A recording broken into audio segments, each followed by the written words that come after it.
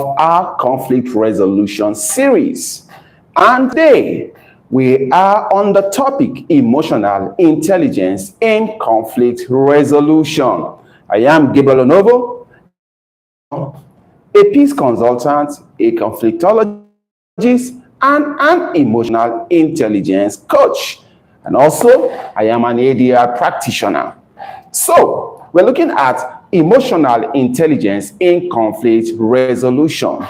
And like we've done in our previous classes, in case you have missed our other classes on conflict resolution series, please check the other video before this on our YouTube page. And do well to follow us, to subscribe to our YouTube page, where we bring you insights into conflict resolution and emotional intelligence tactics.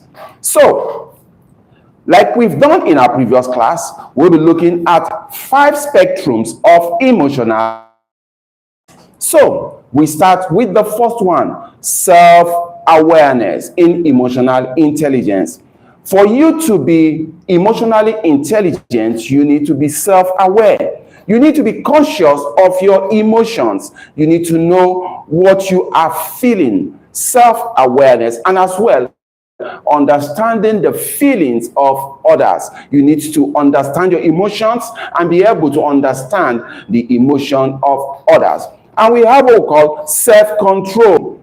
Of course, some persons will tell you, I'm hot-tempered. They will just flare up. No, you need to be in charge of your emotions. Self-control, the ability to put yourself in check.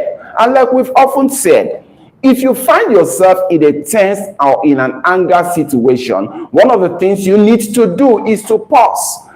Like I say always, speak when you are angry, and you make the best speech you will live to regret.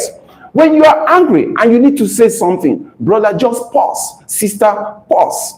Do the 10-second count.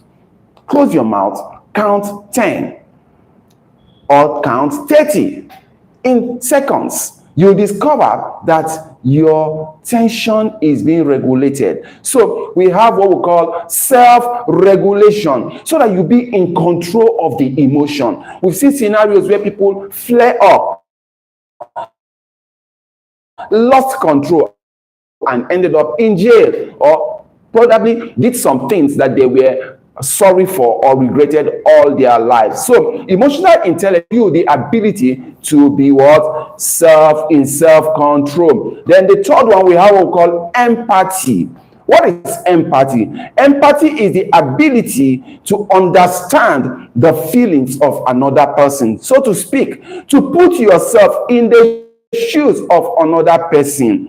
What I'm saying is, in empathy demands that when someone is going through a situation or circumstances, so to speak, you feel what they are feeling. You put yourself in their shoe, so that you can come from the prism upon which they are looking at issues. It's not that you agree or you understand their premise.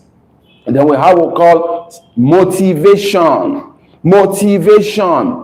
You need to be motivated. What is the corporate motivation of the organization? What is the corporate motivation? What is the for? So that your own personal motivations does not be clear, because sometimes you'll be demotivated.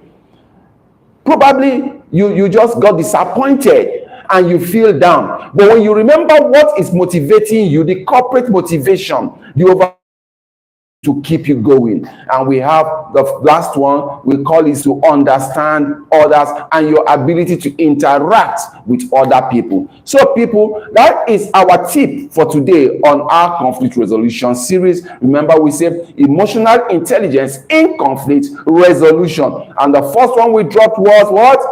Self-control. We talked about self-awareness. We talked about empathy, we talked about motivation, and we talked about social skills. So people, join in our next class, where we also continue on our emotional intelligence series, or in our conflict resolution series, and we will be taking another class in the next session.